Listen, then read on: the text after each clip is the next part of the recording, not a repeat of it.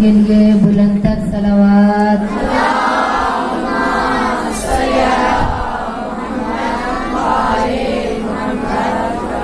تاجیل یوسف زہرا بلند تر صلوات.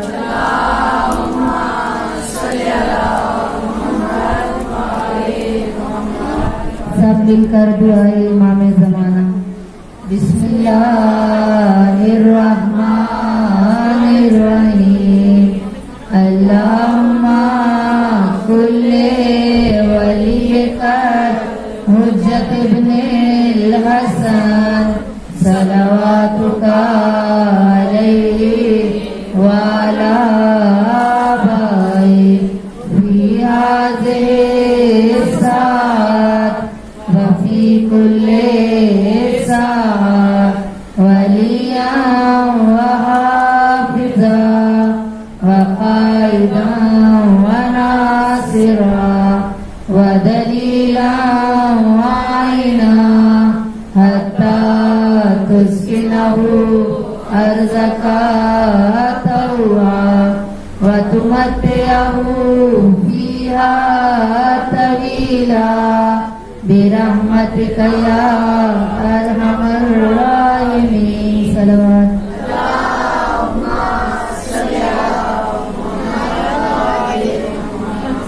أعوذ بالله من الشيطان الرجيم. بسم الله الرحمن الرحيم.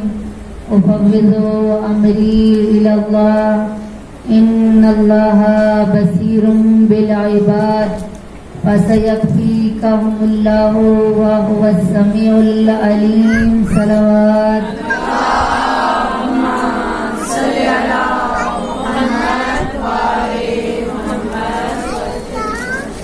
یا مقلب القلوب والابصار یا مدبر اللیل والنہار یا محول الحول والاحوال حول حالنا الى احسن الحال. صلوات.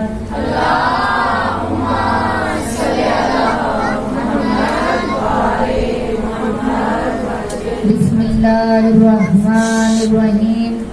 الحمد للہ الذی لا يبلغ مدحته القائلون ولا يحصي نعماءه العادون ولا يعدي حقه المجتهدون الذي ليس لصفوته حد محدود ولا نعت ممدود فطر الخلائق بقدرته ونشر الرياح برحمتي ثم الصلاة والسلام على أشرف الأنبياء والمرسلين وخاتم النبيين أبي القاسم محمد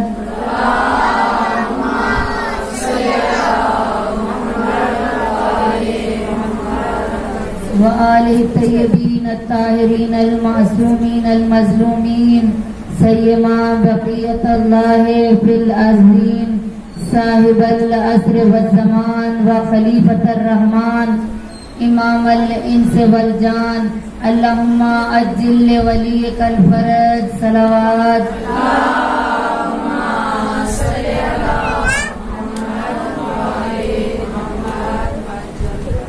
اما بعد فقد قال تبارک و تعالی في كتابه المجيد والفرقانه الحميد وقوله الحق وهو أصدق الصادقين. بسم الله الرحمن الرحيم. إنا جعلنا ما على الأرضين زينة الله ليبلوهم أيهم أحسن عملا. صلوات.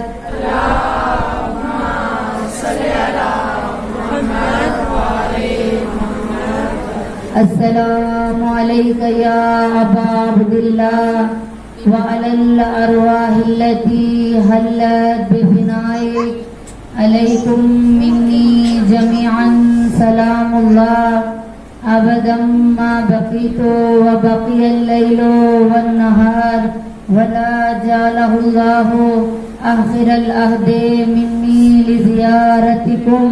سب مل کر مظلوم کربلا کی خدمت میں ان کی ذات اقدس کو سلام پیش کریں اور اس عقیدت و محبت و احترام کے ساتھ کہ سلام کا جواب دینا واجب ہے کہ ہمارے امام ہمارا سلام قبول کریں اور ہمارے سلام کا جواب دیں سب مل کر السلام علی الحسین وعلی علی ابن الحسین وعلی اولاد الحسین وعلی اصحاب الحسین السلام علی الحسین وعلی علی ابن الحسین وعلی اولاد الحسین وعلی اصحاب الحسین السلام علی الحسین وعلی علی ابن الحسین وعلی اولاد الحسین وعلی اصحاب الحسین صلوات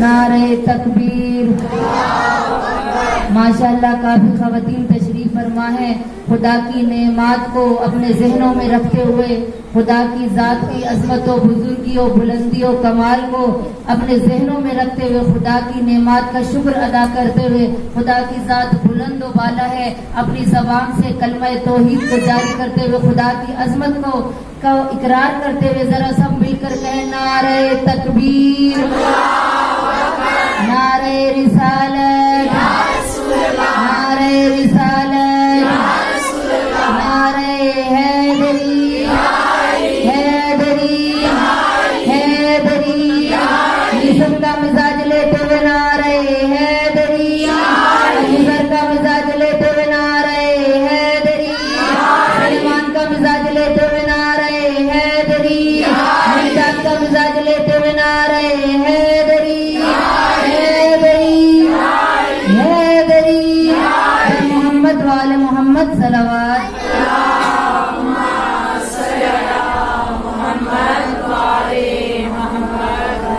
کہا تخلیق کائنات کو دیکھا ہے بارہا کہا تخلیق کائنات کو دیکھا ہے بارہا شبیر انتہا ہے خدا کے کمال کی کہا تخلیق کائنات کو دیکھا ہے بار بار شبیر انتہا ہے خدا کے کمال کی جب تک خدا رہے گا رہے گی حسینیت جب تک خدا رہے گا رہے گی حسینیت کتنی دراز عمر ہے زہرا کے لال کی صلوات پڑھیں بر محمد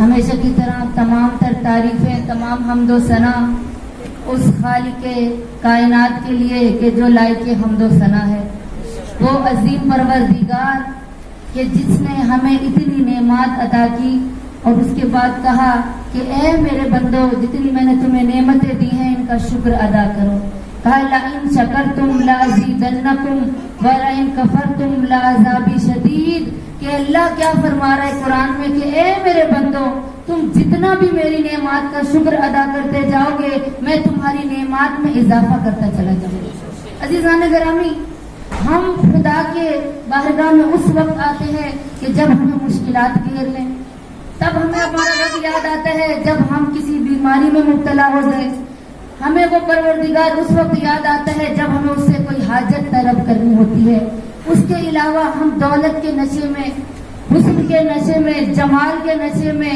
اولاد کے نشے میں اس دنیا کی مصروفیت کے نشے میں اتنے مشغول ہو چکے ہیں کہ ہم اپنے رب کو بھول بیٹھے ہیں اور ہم اس رب کو بھول بیٹھے ہیں کب تک کہ جب ہماری پشت ہماری کمر جا کر قبر میں لگے گی اس مٹی پر لگے گی تب ہمیں یاد آئے گا کہ جب ہم سے فرشتے سوال کریں گے من ربوں کا بتا تیرا رب کون ہے اب دنیا میں جب کسی نے میں اور آپ بارگاہ خدا میں سجدہ نہیں کریں گے ہمیں پتہ نہیں کہ ہم کسی رب کے ماننے والے ہیں کسی رب نے ہمیں تخلیق کیا ہے ہم کسی خالق کی خلق کی ہوئی مخلوق ہیں اس نے ہم سے کچھ طلب نہیں کیا اب جب قبر میں سوال ہوگا من ربوں کا بتا تیرا رب کون ہے تو ہم لوگ جنہوں نے خدا کو بلایا ہی نہیں خدا کی بارگاہ میں گئے ہی نہیں، اس نے کیا کہا اس پر عمل کیا ہی نہیں، اس نے قرآن کو بھیجا ہم نے کھولا ہی نہیں، اس نے انبیاء بھیجے ہم نے ان کی اپنی پیروی کی ہی نہیں، اس نے رہنما بھیجے ہم بھول گئے کہ کون سے رہنما ہیں، ان کے نام نہیں آتے۔ اب جب خدا کا فرشتہ ہمیں جھنجھوڑ کر پوچھے گا بتا من ربوں کا، کہ تیرا رب کون ہے، اب جو انسان نماز نہیں پڑھتا تو وہ عزیزان گرامی وہ کیسے اس دن قبر میں پہلی رات بولے گا کہ میرا رب کون سا ہے؟ فرشتے پوچھیں گے بتا بندے تجھے اللہ نے بھیجا تھا اس دنیا میں، یہ دنیا تیرے لیے آزمائش کا گھر تھی، یہ دنیا تیرے لیے آخرت کی کھیتی تھی، تجھے اس دنیا میں کیوں بھیجا گیا تھا بتا۔ اب اس بندے کو کیسے پتا چلے گا، وہ کیسے جواب دے گا من ربوں کا؟ عزیزان گرامی اس لیے کہا آخرت کی تیاری کرے، ان قبر کے سوال جو فرشتے کریں گے ان کا کیوں کہا نماز وحشت قبر پڑھو، کہ اگر کوئی اس دنیا سے چلا جائے تو تلقین کی گئی ہے کہ نماز وحشت قبر پڑھو، اور کہا اتنی وحشت ہوگی، کہا پہلی رات اتنی قبر میں اندھیرا اور اتنی وحشت ہوگی کہ جتنی قبر کو آپ نے دیکھا ہوگا کہ اگر کسی نے قبر کھودتے ہوئے دیکھی ہے، جب کھودتے ہیں اس کو دیکھا ہوگا تو قبر کو کھلا کھودتے ہیں، کھلا رکھتے ہیں قبر کو، کیوں؟ تاکہ یہ آرام سے بندہ اس میں رہے۔ لیکن کہا روایت معصوم فرماتے ہیں کہ پہلی رات اتنا بشار قبر ہوتا ہے کہ اس انسان کے منہ سے ماں نے جو پہلی مرتبہ اس کو دودھ پلایا ہوتا ہے وہ دودھ اس انسان کے منہ سے باہر آ جائے گا۔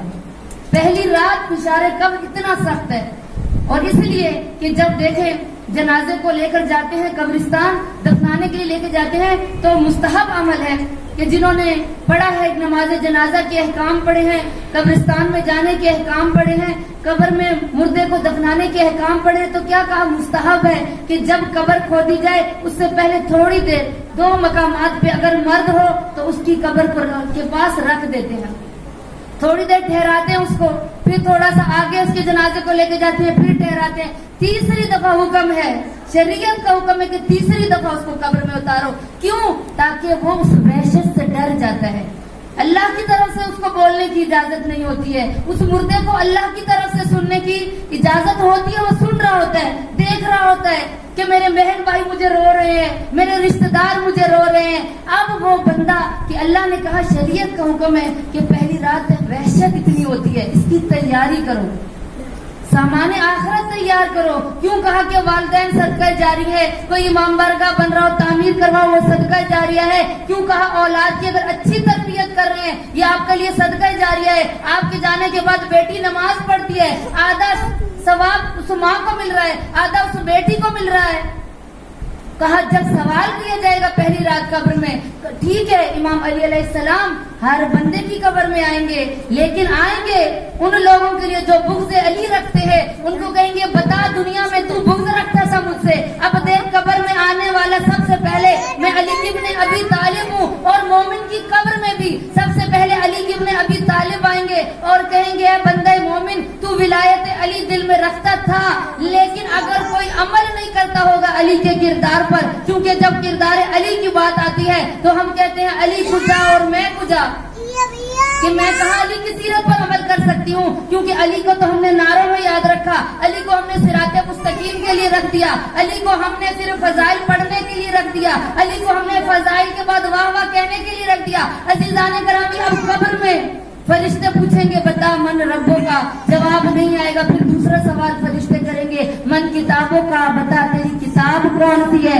اب ساری زندگی ایک خاتون میں اور آپ ناول پڑھتے رہے، ڈائجسٹ پڑھتے رہے، اخبار جہاں نیوز پیپر پڑھتے رہے، لیکن قرآن کو کھولا نہیں، کیونکہ قرآن تو ہم نے رکھ دیا شبینوں کے لیے، قرآن ہم نے رکھ دیا بیٹی کو جہیز میں دینے کے لیے، قرآن کو ہم نے رکھ دیا اپنے گھر میں مردوں کو بخشوانے کے لیے، قرآن کو ہم نے اپنے گھر میں رکھ دیا رحمت کے لیے۔ عزیزان گرامی یاد رکھیے گا کہ جس کے گھر میں قرآن ہو اور قرآن کوئی کھولتا نہ ہو، کہا بروز محشر یہ قرآن اس بندے کی شکایت کرے گا کہ جس نے گھروں میں الماریوں کی زینت تو بنا دیا لیکن اپنے دل کی زینت نہ بنایا، اپنی زبان کی زینت نہ بنایا۔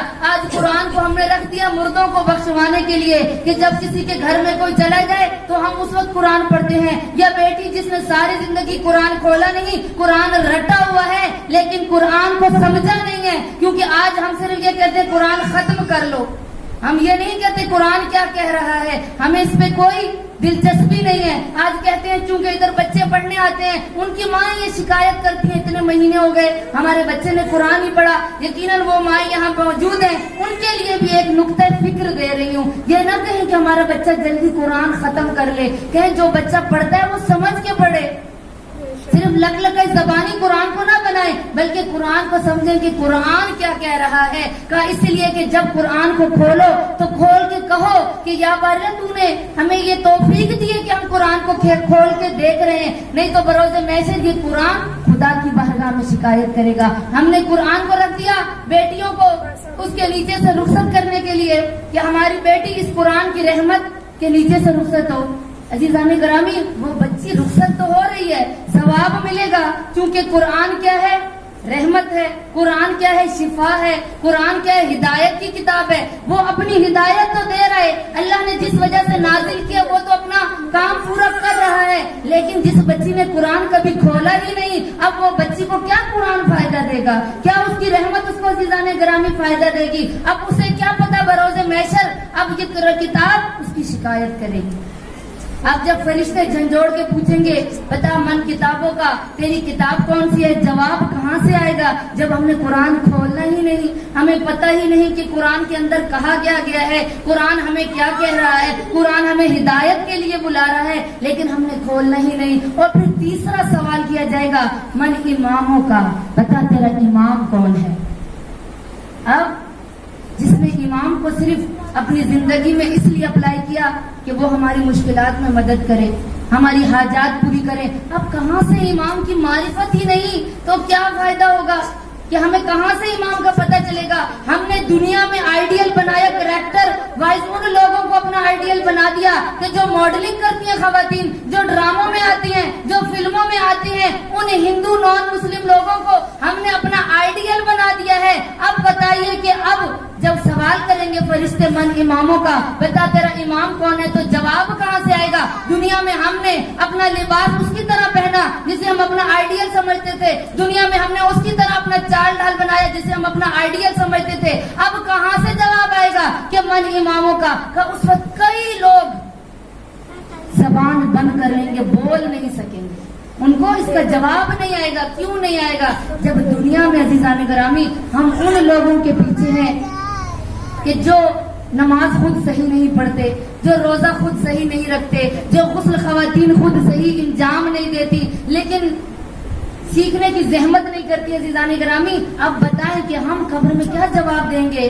اسی لیے کہا کہ ان سوالوں کو سیکھ لیں کہ جیسے کبھی امتحان گاہ میں ہم پیپر دینے جاتے ہیں تو پہلے کتاب کو دیکھتے ہیں, کتاب کو کھولتے ہیں کہ اگر کوئی امتحان گاہ میں ہم سے سوال کیا جائے تو ہمیں جواب آ جائے. انٹرویو دینے جاتے ہیں پہلے تیاری کرتے جاتے ہیں. اب پہلی رات قبر میں فرشتے انٹرویو کریں گے, آیا یہ بندہ قابل ہے کہ صراط مستقیم پر جا سکے, آیا یہ بندہ قابل ہے کہ برزخ کا سفر طے کر سکے, آیا یہ بندہ قابل ہے کہ جنت میں جا سکے. اب وہ انٹرویو جو فرشتے کریں گے, اب جواب آئے گا نہیں تو کہاں سے نمبر ملیں گے, کہاں سے ہم آگے جا سکتے ہیں؟ پھر کہا جائے کہ ہم فیل ہو گئے. عزیزان گرامی, یہ مکتب اہل فکر ہے, تشیع مکتب اہل فکر ہے. ہم سوچیں کہ ہم کہاں آ رہے ہیں, معرفت لے کر اٹھیں. امام حسین کو مان لینا کافی نہیں ہے, بلکہ معرفت امام حسین ضروری ہے. کہ معرفت امام حسین کیا ہے, امام کو پہچانے. کربلا صرف اس لیے نہیں برپا ہوا کہ آ کر صرف ہم روئیں اور چلے جائیں. اور اکثر لوگوں کی زبانوں پر یہ جملے ہوتے ہیں کہ جی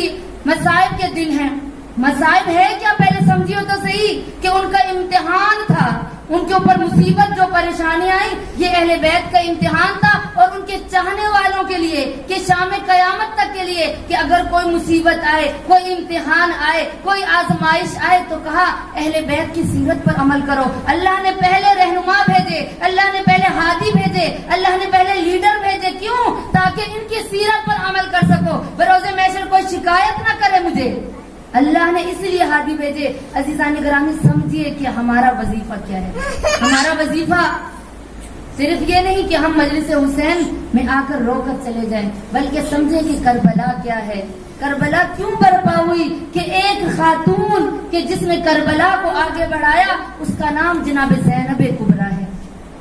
کہ وہ آقا زادی کہ جو رسن بستہ تھی, کہ جو اتنی مشکلات میں تھی, عزیزان گرامی اس کی زندگی کا مطالعہ کریں کہ جب اب ان 5 دنوں میں جب میں مطالعہ کر رہی ہوں تو میرے لیے بھی کئی نئی چیزیں اس بیوی کی زندگی کے لیے، کہ وہ چیزیں کہ جس نے کہا اس خاتون کے بارے میں بہت کم لوگوں نے، بہت بڑے علماء جو چند علماء نے ان کی زندگی کے بارے میں لکھا ہے. ایک عالم دین کہ جنہوں نے نہج البلاغہ کو اکٹھا کیا، آیت اللہ آغا رضی کہ جو خواتین کاظمین گئی ہیں، دیکھا کہ ان کی زیارت گاہ ہے وہاں پر. یہ آغا رضی جنہوں نے نہج البلاغہ کو جمع کیا کہ ایک دفعہ ایسا ہوا کہ کسی بیماری نے ان کو گھیر لیا، تو آغا رضی نے منت مانی تھی کہ اگر مجھے اللہ نے شفا دی تو میں جناب زینب کے زندگی کے بارے میں کتاب لکھوں گا. تو اللہ نے ان کو شفا دی، انہوں نے کتاب لکھی کہ جس کا فارسی میں ترجمہ ہو چکا ہے، کہ جنہوں نے لکھا اس کتاب کا نام ہے خاتون دو سرا، اور اردو میں وہ کتاب چھپی تو اس کا نام فقط جناب زینب سلام اللہ علیہا اس کتاب کا نام ہے. اور پھر انہوں نے کچھ باتیں جناب زینب کی زندگی کے بارے میں لکھی اور بہت عمیق گفتگو کی. اور اس کے بعد ایک آیت اللہ کاظم قزوینی کے جن کی کم میں ان کو دفنایا گیا تھا، اور چند سال تک ان کی قبر کو جب کھولا گیا، نقش قبر ہوئی، کھولا قبر کو، تو چند سال تک ان کو دنیا سے گزرے ہوئے تھے، لیکن ان کا کیا تھا؟ وجود سالم تھا. جب ان کی قبر کو کھودا آیت اللہ کاظم قزوینی کو، کہ جنہوں نے کتاب لکھی ہے زینب من المہد الی اللحد، یعنی کہ زینب کا سفر گہوارے سے لے کر قبر تک، انہوں نے بہت ہی عمیق گفتگو کی ہے. جناب سب سے زیادہ اس عالم دین میں جناب زینب کی زندگی کے بارے میں لکھا ہے. کہا کہ قم میں جب ان کو دفنایا گیا، دیکھیے کہ ہمارے علماء نے محنت کی ہے، انہوں نے ہمیں مصنف تھے لیکن انہوں نے محنت کی جناب زینب کی زندگی کو ہم تک پہنچانے کے لیے. صلوات پڑھیں بر محمد والے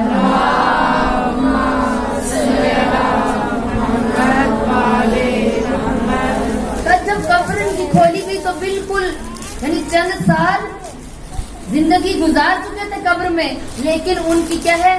ان کی میت صحیح و سالم تھی. پھر ان کو عراق لے کے جایا گیا اور کربلا میں ان کو دفنا دیا گیا. کہ انہوں نے اس کتاب کو لکھا زینب من المہد الی اللحد میں، کہ جس کا میں مطالعہ کر رہی ہوں، کہ اس کے اندر بتایا گیا کہ جناب زینب کے اندر کچھ خصوصیات تھی کہ وہ اگر ہم اپنے اندر لے آئیں گے تو اللہ ہمیں بھی وہ خصوصیت دے سکتا ہے، اگر ہم اپنی زندگی ان لوگوں کی طرح بنا لیں گے. کہ جناب زینب کا ایک لقب صدیقہ ہے، کہ جس کے بارے میں کہا جاتا ہے کہ جب رسول اکرم معراج پر گئے اور معراج سے واپس آئے، واپس آنے کے بعد انہوں نے 3 خصوصیات بتائیں. کون سی 3 خصوصیات؟ کا والنبیین والصدیقین والشہداء والصالحین.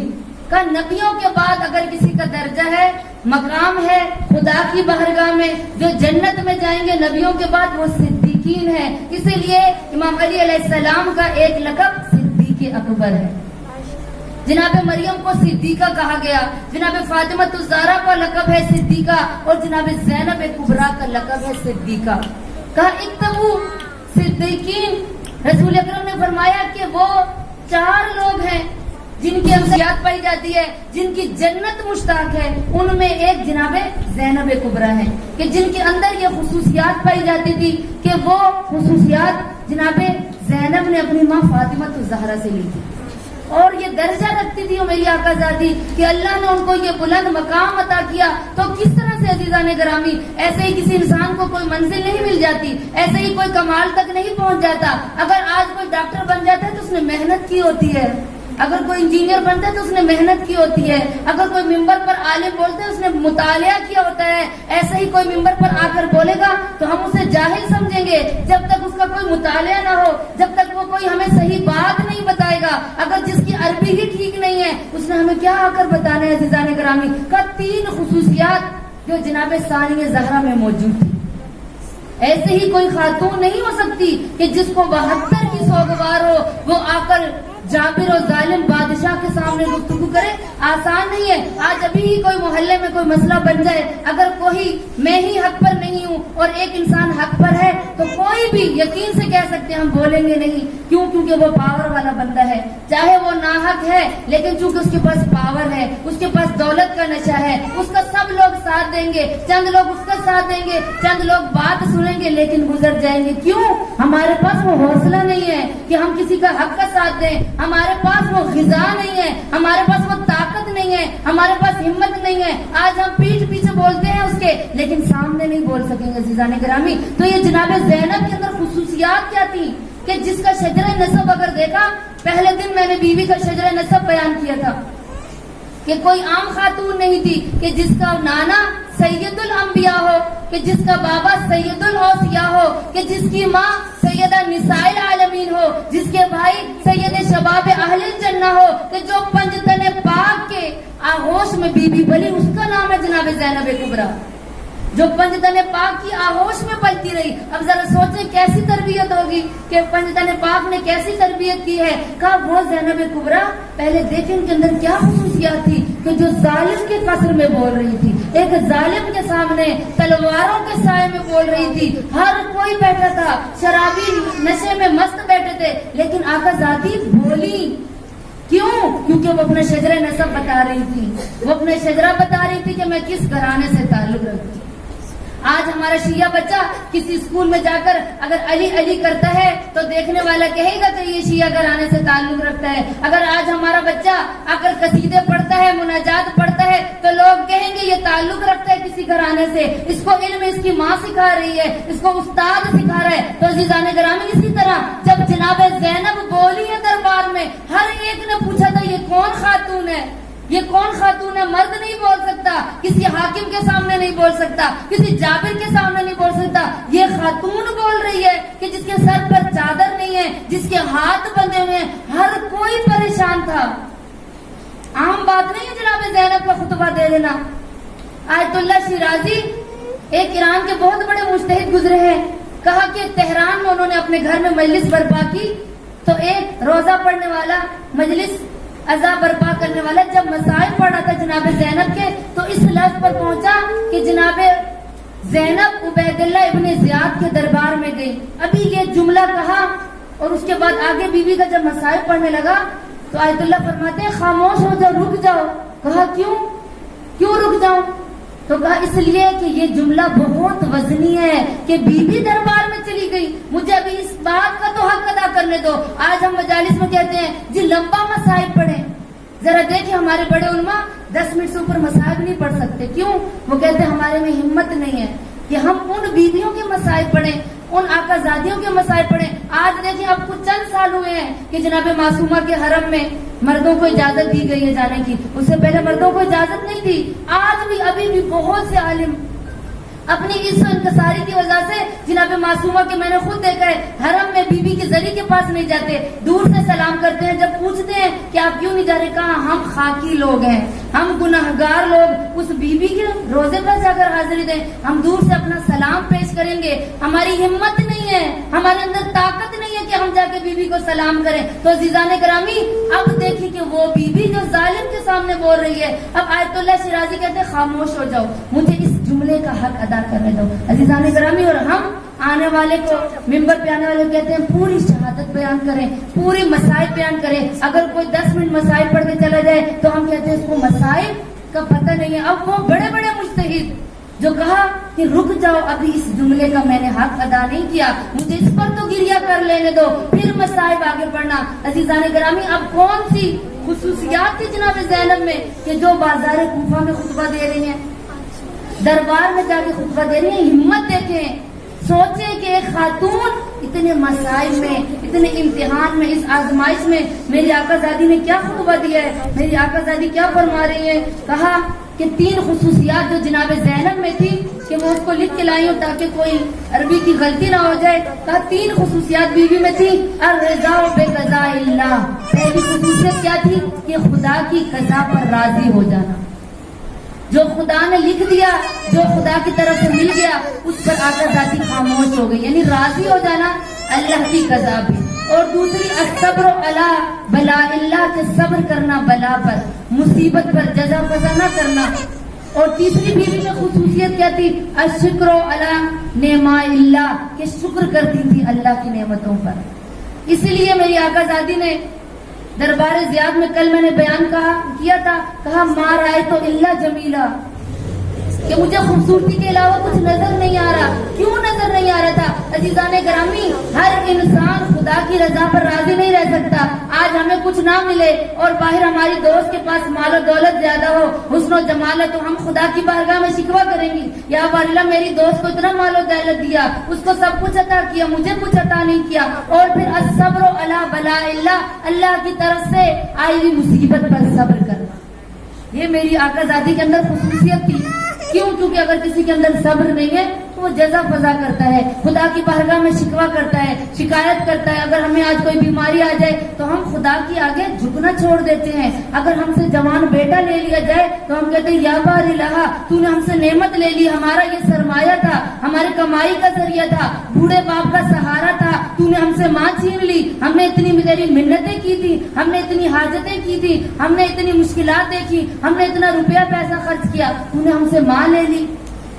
تو انسان کیا کرتا ہے, جب بلا نازل ہوتی ہے تو وہ جزا فضا کرتا ہے. چھوٹی سی بیماری آئے اس کو بڑا کر کے بتانا. جیسے کہا پیٹ میں درد ہے, اگر کوئی بیماری آ جائے تو خدا سے طلب کریں یا اللہ اس بیماری کو ختم کر دے. آج ہمیں چھوٹا سر درد ہو, ہم پورا سر باندھ کے خواتین بیٹھ جاتی ہیں گھر میں, پورے گھر میں واویلا مچاتی ہیں, بخار ہو جائے, کوئی تھوڑی سی طبیعت خراب ہو, شوہر سے لڑائی جھگڑا, ساس کے ساتھ جھگڑا, بچوں کے ساتھ جھگڑا. کیوں؟ کیونکہ وہ بیماری کو برداشت نہیں کر سکتی. ذرا سوچے, وہ بیماری اللہ نے دی ہے, ختم اس نے کرنی ہے. چھوٹی چھوٹی بیماریوں پر خواتین جزا فضا کرتی ہیں. لیکن جناب ثانیہ زہرا کی خصوصیت تھی الصبر علی بلاء اللہ, اللہ کی طرف سے آئے ہوئی بلا کے اوپر, آزمائش کے اوپر آقا زادی صبر کر رہی ہیں. تیسری خصوصیت الشکر علی نعماء اللہ, کہ میری آقا زادی نے شکر کیا, جتنی خدا نے نعمتیں دی شکر کیا. کہا کہ خدایا تیرا شکر ہے.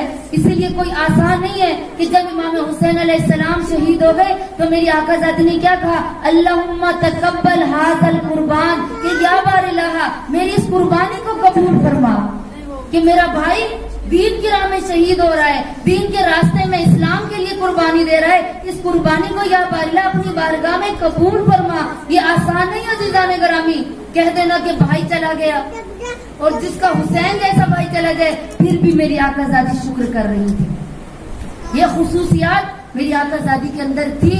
اسی لیے انہوں نے ابن زیاد کے دربار میں کہا ما رأیت الا جمیلا, کہ مجھے ابھی تک خوبصورتی کے علاوہ, حسن و جمال کے علاوہ کچھ نظر نہیں آ رہا. کیوں؟ کیونکہ ان کو کربلا میں بندگی نظر آ رہی تھی, کربلا میں خلوص نظر آ رہا تھا, کربلا میں قربانی نظر آ رہی تھی, کربلا میں نماز نظر آ رہی تھی, کربلا میں سجود نظر آ رہا تھا, کربلا میں قرآن کی تلاوت نظر آ رہی تھی, کربلا میں قربانی کا جذبہ نظر آ رہا تھا, کربلا میں ایثار کا جذبہ نظر آ رہا تھا. یہ جذبہ ہی تھا کہ جناب قاسم خود اپنی موت کی اجازت مانگنے کے لیے آ گئے.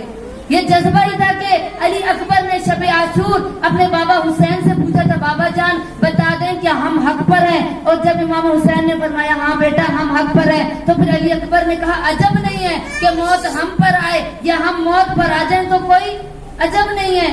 کیوں؟ کیونکہ حق جانتا ہے کون موت کی طرف جاتا ہے, کون مشکلات کی طرف جاتا ہے. عزیزان گرامی, یہ کربلا میں ایثار تھا, کربلا میں بندگی نظر آ رہی تھی میری آقا زادی کو. اس لیے کہا مجھے ابھی تک حسن کے علاوہ کچھ نظر نہیں آ رہی. جانتی تھی یہ قربانی ایک دن رنگ لائے گی, جانتی تھی کہ ہم بندگی پروردگار کر رہے ہیں, جانتی تھی کہ کربلا کی رات پوری شب عاشور کہیں کسی نے گریہ نہیں کیا, ہر پورے خیموں سے قرآن کی تلاوت کی صدائیں آ رہی تھی. حمید ابن مسلم روایت کرتے ہیں کہ شب عاشور جب خیموں سے اس طرح سے آواز آ رہی جیسے مکھیاں بنبناتی ہیں, جب مکھیاں بنبناتی ہیں تو کس قدر عزیزان گرامی صدا ہوتی ہے. کا خیموں سے قرآن کی تلاوت کی اس طرح سے صدائیں آ رہی تھی. اس لیے میری آقا زادی نے عبید اللہ ابن زیاد کے دربار میں کہا تھا کہ کیا ہے, ما رأیت الا جمیلا, کہ مجھے خوبصورتی کے علاوہ کچھ نظر نہیں آ رہا. یہ خصوصیات تھی میری آقا زادی کے اندر, اس لیے ان کو صدیقین کا درجہ ملا. کہ اس لیے زینب کبریٰ کو صدیقہ کہا گیا, کیونکہ جس کے اندر بھی یہ تین خصوصیات ہوں گی وہ حامل صدیقین ہے, وہ صدیقہ بن سکتی ہے. عزیزان گرامی, اب دیکھنا ہے کہ جو تین خصوصیات جناب زینب کبریٰ کے اندر تھی کیا ہمارے اندر ہیں. ہمیں کوئی مشکلات گھیر لے تو ہم کتنا صبر کریں گے. آج ہمارے اندر معرفت کی کمی ہے, آج ہمیں مشکلات گھیر لے, ہمیں معرفت نہیں ہے کہ شاید یہ خدا کی طرف سے ہمارا امتحان ہو. اگر کوئی بیماری آ جائے تو شکر کریں کہ یا بار الہ تو نے بیماری دی ہے اور تو ہی ختم کرنے والا ہے. عزیزان گرامی, ہم جزا فضا نہ کریں. اگر اللہ نے نعمتیں دی ہیں، ہم اس کا شکر ادا کریں. کتنا ٹائم لگتا ہے خدا کے آگے سجدہ ریز ہونے کا؟ 2 رکعت نماز فجر ہے 2 منٹ لگتے ہوں گے. 4 رکعت نماز ظہر ہے 4 منٹ لگتے ہوں گے. عصر کی نماز 4 رکعت ہے 4 منٹ. مغرب کی نماز 3 رکعت ہے 3 منٹ. اور عشاء کی نماز 4 رکعت ہے 4 منٹ لگتے ہوں گے. لیکن ہمارے پاس اس کا بھی ٹائم نہیں ہے. دنیا کے سارے کام ہم کر لیتی ہیں لیکن نماز کے لیے ہمارے پاس ٹائم نہیں. جس حسین نے آخری حالت میں بھی خدا کی بارگاہ میں سجدہ کیا، اس حسین کو ماننے والی ہیں ہم، لیکن نماز کا ٹائم نہیں ہے. قرآن کی تلاوت کا ہمارے پاس ٹائم نہیں ہے. پہلے زمانے میں ہوتا تھا کہ گاؤں میں خواتین سب سے پہلے اٹھ کر کیا کرتی تھی؟ نماز کے بعد قرآن کی تلاوت کرتی تھی. آج ماؤں کے پاس کیوں ٹائم نہیں ہے؟ آج کیوں بچے مجلس حسین میں آنے سے ہماری بیٹیاں کیوں انکار کرتی ہیں؟ کیوں؟ کیونکہ ہم نے ان کو یہ عادت نہیں ڈالی. ہماری ماؤں نے ہمیں یہ عادت ڈالی کہ ہم قرآن کی تلاوت کریں، لیکن اس کے بعد جو نسل پروان چڑھ رہی ہے، آج وہ قرآن نہیں کھولتی، آج وہ نماز سے کیوں بھاگتی ہے، آج کیوں مجلس حسین میں بچے آ کر گھبرا جاتے ہیں؟ کیوں؟ کیونکہ ہم ان کو عادت نہیں ڈال رہے. آج حسین سے محبت کا صرف دعویٰ ہے، معرفت نہیں. عزیزان گرامی، اور معرفت نہیں تھی تو کون؟ شمر کیا نہیں جانتا تھا حسین کون ہے؟ عمر سعد کیا نہیں جانتا تھا حسین کون ہے؟ سب جانتے تھے لیکن معرفت نہیں رکھتے تھے. معرفت ہوتی تو کبھی جناب زینب کبریٰ شام کے دربار میں نہ جاتی، شرابی کے سامنے خطبہ نہ دیتی میری آقا زادی. اب جب یہ قافلہ چلتا ہوا میری آقا زادی بازار شام سے گزر کے دربار شام کے باہر رکھا گیا.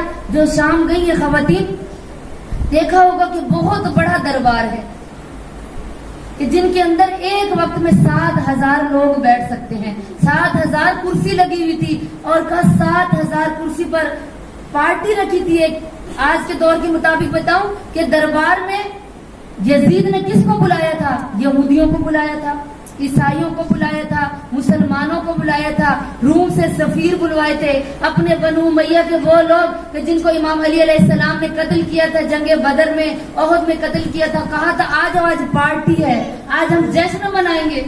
آج انہوں نے خوشی کی محفل کے لیے سب کو اکٹھا کیا. 7,000 کرسی نشین تھی.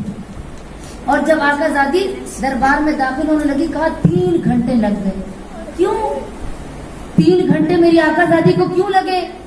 جب میری آقا زادی نے پوچھا سجاد کیوں ہمیں دربار میں داخل نہیں کیا جا رہا؟ کہا ابھی وہاں پر لوگ شطرنج کھیل رہے ہیں. جب تھوڑی دیر گزری میری آقا زادی نے پھر پوچھا ابھی اور کتنی دیر لگے گی دربار جانے میں؟ کہا پھوپھی اماں ابھی تماشائیوں کا ہجوم ہے. پھر پوچھا میری آقا زادی نے کہ سجاد کتنی دیر لگے گی؟ تو کہا کہ پھوپھی اماں ابھی بازاروں کو درباروں کو سجایا جا رہا ہے، ابھی سب لوگ دربار میں اکٹھے نہیں ہوئے. 3 گھنٹے آقا زادی دربار میں جانے سے پہلے باہر کھڑی رہی. 3 گھنٹے کے بعد جب دربار میں داخل کیا گیا تو میری آقا زادی نے کیا دیکھا؟ آج بھی وہ جگہ موجود ہے کہ جہاں پہ تخت لگا تھا یزید کا، بلند جگہ ہے.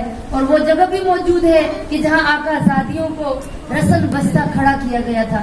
کہ ان لوگوں کو جہاں کھڑا کیا گیا اہل بیت کے قافلے کو وہ بہت نیچے ہے اور یزید اوپر بلند تخت پر تخت نشین تھا. کہ آقا زادیوں کو بیمار کربلا کو ہتھکڑیوں میں جکڑ کے لایا گیا اور جب دربار میں لے کر آئے. اب جرت دیکھیں آقا زادی کی، یہ فضائل ہے جناب زینب کے کہ ایک خاتون نے اتنی جرت کی. جہاں سب بیٹھے تھے خاموش ہو کر بیٹھے تھے، دیکھ رہے تھے کہ تماشائی بن کر کے کون آ رہا ہے، کیونکہ یزید نے اعلان کیا تھا کہ باغیوں کا قافلہ آ رہا ہے. ایک باغی نے خروج کیا ہے، اس کی اولاد کو ہم قید کر کے لے کے آ رہے ہیں، کیونکہ غلط خبریں شام میں پہنچی تھی. اب جب لایا گیا تو کوئی بھی یزید کے سامنے بول نہیں سکتا تھا کیونکہ ظالم تھا، شراب کے نشے میں مست تھا.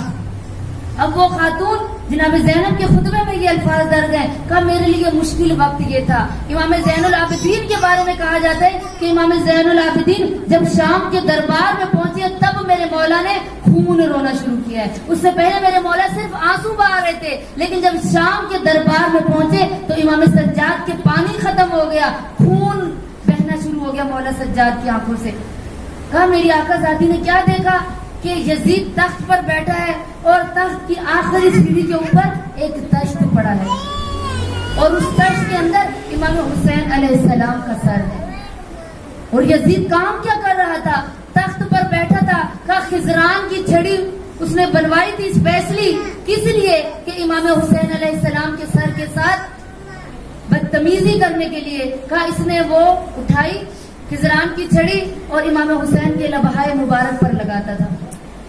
جناب زینب یہ دیکھ رہی تھی, برداشت کر رہی تھی. ایک ولی اللہ, ایک حجت اللہ, ایک نائبت اللہ کے ساتھ کیا کیا جا رہا ہے. امام سجاد علیہ السلام لرزنے لگ گئے جب بابا کو اس حالت میں دیکھا کہ یزید شراب کا جام لے کے بیٹھا ہے, ایک شراب کا گھونٹ پیتا ہے بوتل سے اور باقی شراب امام حسین کے زلفوں کے اوپر پھینک کر بدتمیزی کر کے لفظ کیا کہتا تھا, وہ بولتا کیا تھا؟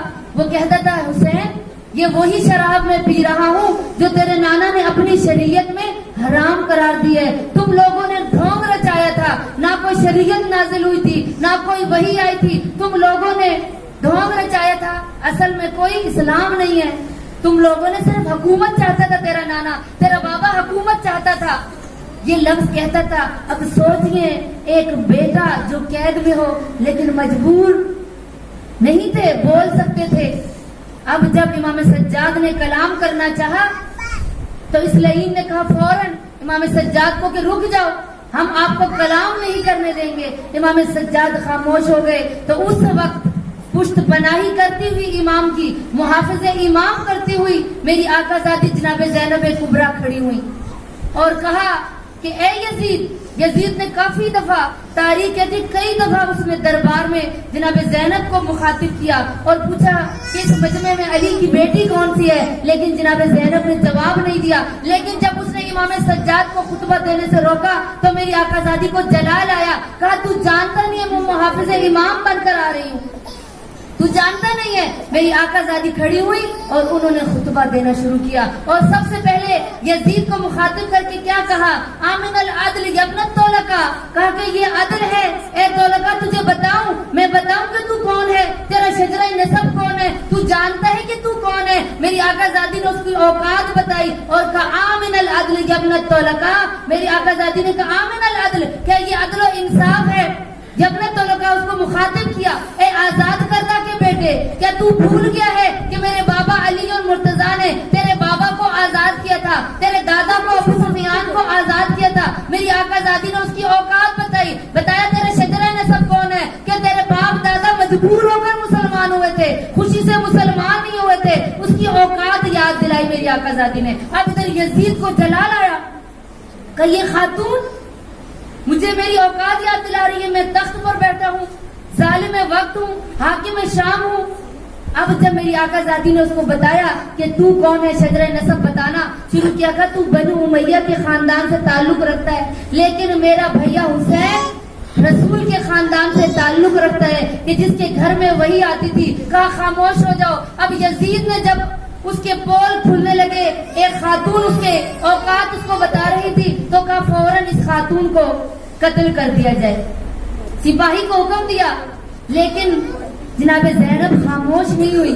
جناب زینب نے کہا یزید تو ہمیں روک نہیں سکتا, نہ ہی ہمارے گھر میں آئی وہی کو روک سکتا ہے اور نہ ہی ہمارے اہل بیت کے ذکر کو روک سکتا ہے. اب یزید نے خاموش کروانا چاہا تو کب پورے دربار میں ہلچل مچ گئی. سب لوگوں نے کہا یزید تو اس خاتون کے پیچھے کیوں پڑ گئے, یہ رسن بستا ہے کہ یہ دیکھ کتنا بوسیدہ لباس پہنا ہوا ہے, کہ جس کا چہرہ عجیب طرح سے ہو چکا ہے, جس نے کوہنا لباس پہنا ہوا ہے, یہ خاتون تیرا کیا بگاڑ لے گی, اس کو بولنے دے. اب یزید نے دیکھا کہ پورے دربار میں ہلچل مچ گئی ہے, خاموش ہو گیا. جناب زینب کو موقع ملا بولنے کا. میری آقا دادی فرماتی ہیں یزید تو کیا سمجھتا ہے کہ تو نے میرے بھیا حسین کو قتل کروا دیا ہے, تو فتح منا رہا ہے دربار میں بیٹھ کر, شراب پی رہی ہے, لیکن یاد رکھنا یزید ہم یدکل خیر ہیں, کہ ہمارے ہاتھ خیر کی طرف جاتے ہیں. ابھی تک میں نے تو کوئی خوبصورتی کے علاوہ کچھ دیکھا ہی نہیں ہے. اب یزید دیکھ رہا تھا اتنی جرت ہے, اس کا بھائی عباس مارا گیا, اس کا بھیا حسین مارا گیا, اس کی چادر چھین لی, اس کے خیموں کو آگ لگائی, اس کو اسیر بھی کیا گیا ہے, میرے قصر میں کھڑی ہے, میرے سامنے اتنی جرت کے ساتھ بول رہی ہے. اب یزید خاموش تھا, کیونکہ تمام درباریوں نے یزید سے کہا تھا کہ خاموش ہو جاؤ, یہ خاتون تیرا کیا بگاڑ لے گی, بولنے دو. میری آقا زادی نے شجرہ نسب بتانا شروع کیا تو کہا تمام 7,000 کرسی نشین بیٹھے ہوئے تھے. کہا ہلچل مچ گئی. کیوں؟ کیونکہ یزید نے ایک باغی کا اعلان کیا ہوا تھا. جب میری آقا زادی نے اپنا شجرہ نسب بتانا شروع کیا تو لوگوں نے یزید کی طرف مخاطب ہو کر کہا اے یزید تو نے ہمیں دھوکے میں رکھا.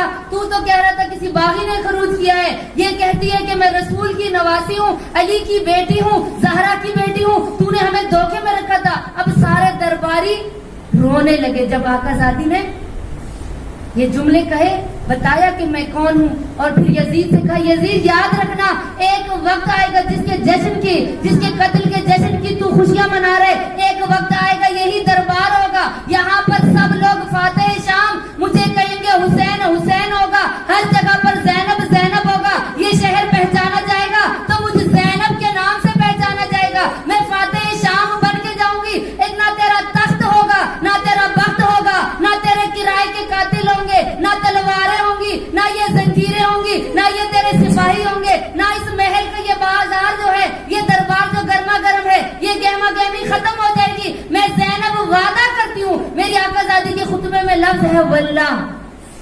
میری آقا زادی نے ایک شرعی قسم اٹھائی ہے. کہا واللہ یاد رکھ یزید, نہ تیرا بخت رہے گا, نہ تیرا تخت رہے گا, نہ یہ تیرا تاج رہے گا, نہ تیری حکومت رہے گی. میں زینب وعدہ کرتی ہوں میں شام سے اس وقت تک نہیں جاؤں گی جب تک میرے بھیا حسین کا نام اس شام کے ایوانوں سے بلند نہیں ہوگا, زندانوں سے حسین کا نام بلند نہیں ہوگا. اس شام میں جو بھی آئے گا وہ زینب کو یاد کر کے آئے گا. جو لفظ شام کہے گا دوسروں پر اس کی زبان پر زینب کا ہوگا. عزیزان گرامی, اس خاتون کا وعدہ.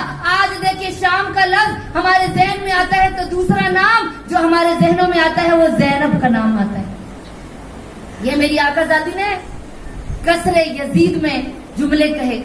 اور اب جب یزید نے دیکھا کہ پورے دربار میں ہلچل مچ گئی ہے, سب نے کہا تو کچھ اور کہہ رہا تھا, تو نے تو ہمیں کسی اور طریقے سے اس جگہ کے لیے مدعو کیا تھا. تو اس وقت میری آقا زادی نے یزید کی طرف دیکھا تو یزید نے ان درباریوں کی طرف, کیونکہ بڑے بڑے سفیر بیٹھے ہوئے تھے, بڑے بڑے بنو امیہ کے دسترخوان پر پلنے والے لوگ بیٹھے ہوئے تھے, بڑے بڑے یہودی عیسائی آ کر بیٹھے ہوئے تھے. تو اس وقت جب میری آقا زادی نے یہ جملے کہے تو یزید نے ان کی طرف مخاطب ہو کر کہا کہ میں نے حسین کو نہیں مارا, عمر سعد نے مارا ہے. میں نے حسین کو نہیں مارا, ابن زیاد نے مارا ہے. اس وقت میری آقا زادی کہتی ہیں بس حسین کا نوکے نیزہ پر جو سر سوار تھا جناب زینب نے اس کی طرف دیکھا اور دیکھ کر کہا بھیا حسین اب مجھ سے راضی ہو جا. اب یہ دیکھتے اس کا قصر بھی اس کا ہے, درباری بھی اس کے ہیں, اکٹھا بھی اس نے خود سب کو کیا ہے.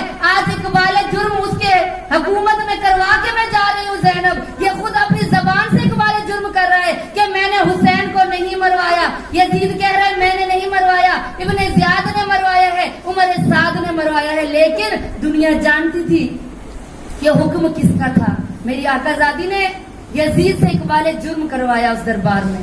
پورا خطبہ میری آقا زادی نے کہا دیکھو تمہاری عزت ختم ہو گئی. تو میری آقا زادی نے قرآن کی تلاوت کی. کہا وا تو عزو منتشا وا تو ذلو منتشا بیادک الخیر انکا علی کل شیء قدیر. میری آقا زادی کہتی ہے عزت بھی اللہ کے ہاتھ میں ہے اور ذلت بھی اللہ کے ہاتھ میں ہے, اور بے شک جو اللہ کرتا ہے وہ ہر چیز پر قادر ہے.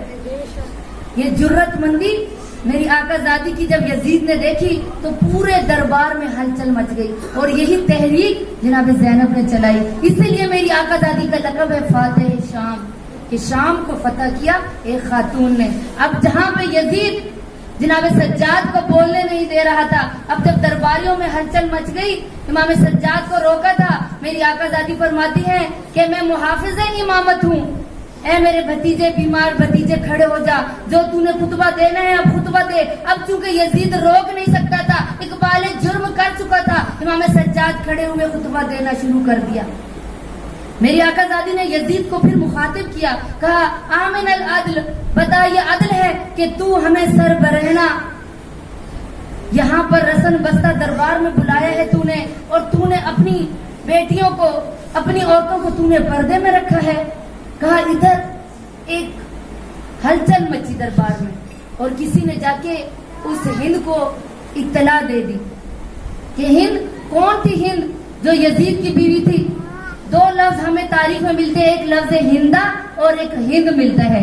جو ہندا ہے وہ خاتون تھی کہ جس نے جناب حمزہ کا جگر چبایا تھا, اس کا ہندا نام ہے. اور یہ یزید کی بیوی, اس کا نام ہند ملتا ہے ہمیں تاریخ میں. اور یہ کون تھی کہ جو پہلے یہودی خاندان سے تعلق رکھتی تھی. اس کا باپ یہودی تھا. کہ یہ بچپن میں چھوٹی سی تھی تو اس کو کسی بیماری نے گھیر لیا, تو کسی نے اس کے باپ کو اطلاع دی کہ علی کا بیٹا ہے, علی ہے, تو تو وہاں سے جا کر دعا منگوا, دعا قبول ہوگی, تیری بیٹی کی بیماری ختم ہو جائے گی. اور یہ اپنے گھر سے ایک جام لے کر آیا تھا آب کا, پانی کا, ہند کا باپ.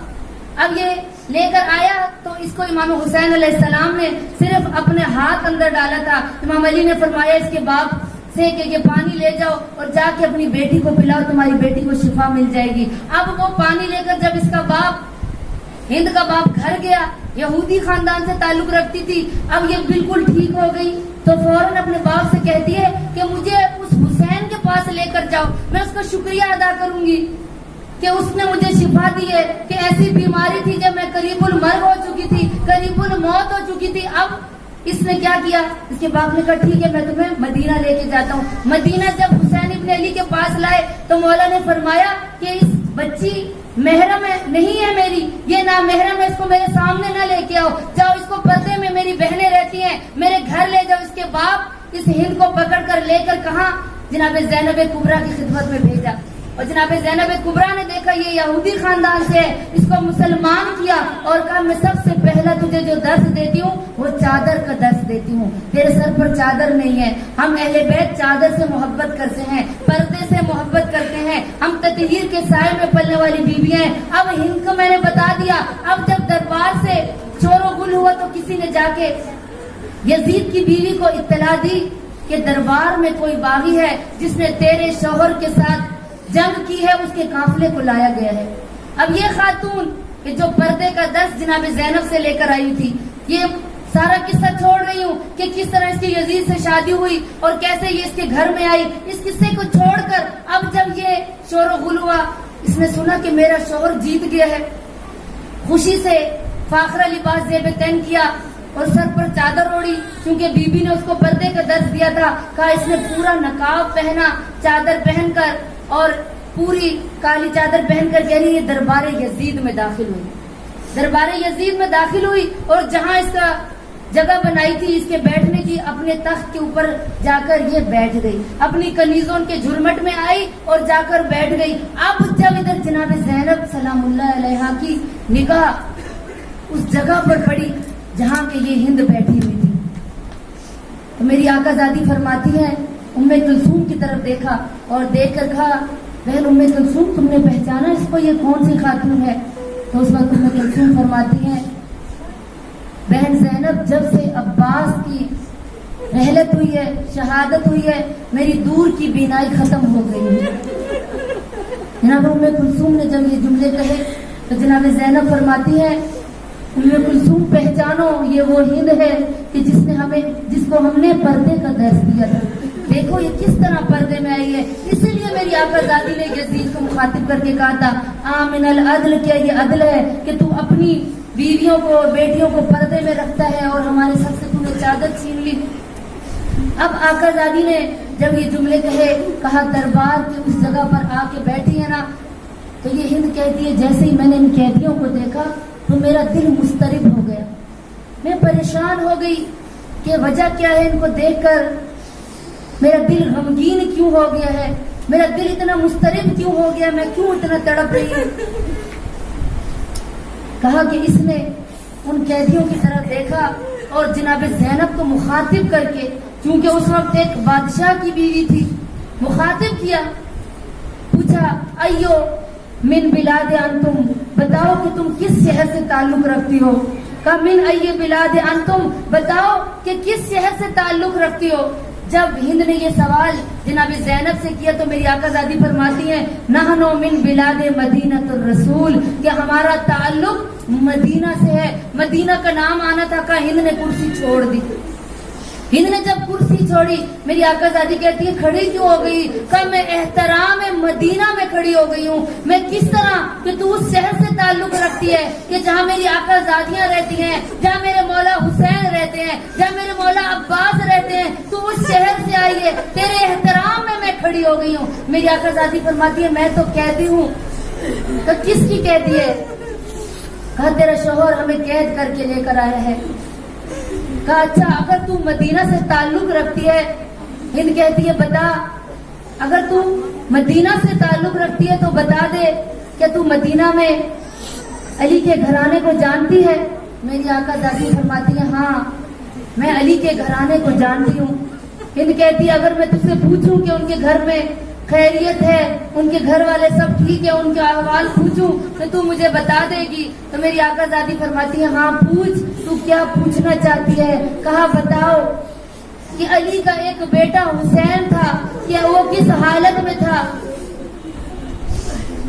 میری آقا زادی پوچھتی ہیں بتا اور کیا پوچھنا چاہتی ہے؟ کہ حسین کا ایک بھائی عباس تھا, اس کے بارے میں پوچھنا چاہتی ہوں. آقا زادی نے ابھی کچھ جملے نہیں کہے. میری آقا زادی فرماتی ہے بتا اور کیا پوچھنا چاہتی ہے؟ کہ میں یہ پوچھنا چاہتی ہوں میرے آقا حسین کا ایک بیٹا تھا کہ جس کا نام علی اکبر تھا.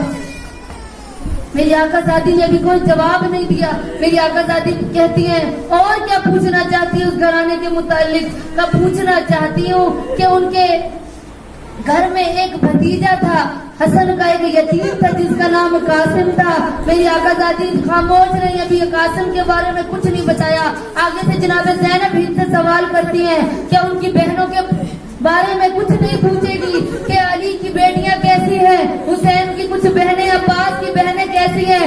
اب جب بہنوں کا نام آیا ہند کے چہرے پر جلال آیا, اور جلال آ کر کہتی ہے خبردار اس دربار کے اندر شرابیوں کا مجمع ہے, اور یہ ماحول نہیں ہے کہ علی کی بیٹیوں کا یہاں پر نام لیا جائے. اے خاتون اگر تو قیدی نہ ہوتی میں تجھے بتاتی تو نے علی کی بیٹیوں کے نام اور شرابیوں کے مجمع میں کیسے لیے.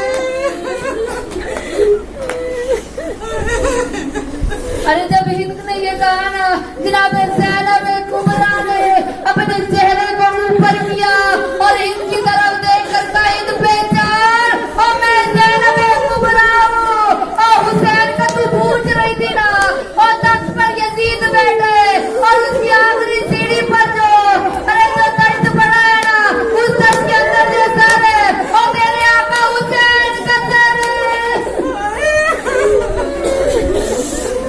پھر میری آقا زادی کہتی ہے تو پوچھ رہی تھی نا عباس کا, ارے وہ جو گھوڑا کھڑا ہے اور اس کی گردن میں جو سر بنا ہوا ہے اور وہ مولا عباس کا سر ہے, اور تو علی اکبر کا پوچھ رہی تھی, ارے دیکھ وہ نو کے نیزہ پر 18 سالہ علی اکبر کا اور چہرہ جو چاند سے زیادہ روشن ہے, اب وہ علی اکبر کا سر ہے, اور تو علی اصغر کا پوچھ رہی تھی, وہ نو کے نیزہ پہ ننا سا شیرخوار سر دیکھ رہی ہے, وہ علی اصغر کا سر ہے, اور تو قاسم کا پوچھی تھی, وہ نو کے نیزہ پر جو سر بلند ہے وہ قاسم کا سر ہے. میری آقا زادیوں نے جب ساروں کا بتانا شروع کیا, ارے ہند کو غش آ گیا اور کہا کہ اگر تو زینب ہے تو بتا تیری چادر کہاں ہے. زینب فرماتی ہے